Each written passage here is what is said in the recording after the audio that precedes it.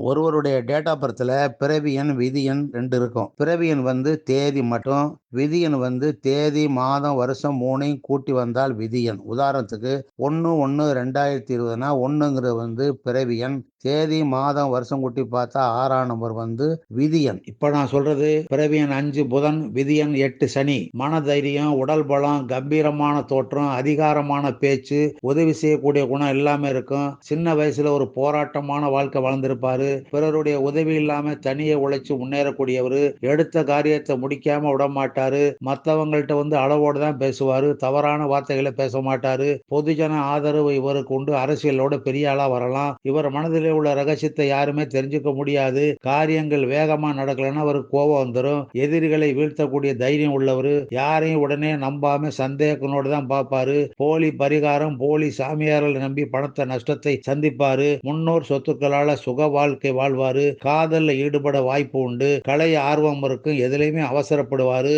மனசுக்கு அதிக வேலை கொடுப்பதனால எரிச்சல், கோபம் ஏற்படும். வயிறு, முதுகு, மூட்டு, கண், காது, மூலம், இரத்த ஓட்ட கோளாறு ஏற்பட வாய்ப்பு உண்டு. இது வந்து பொதுவான குணம். பேருக்கு தகுந்த மாதிரி குண அமைப்பு மாறும். உங்க பேரை சொன்னா ஃப்ரீயா ஒரு 3 விஷயங்களை சொல்றேன். இதை பயன்படுத்திங்க.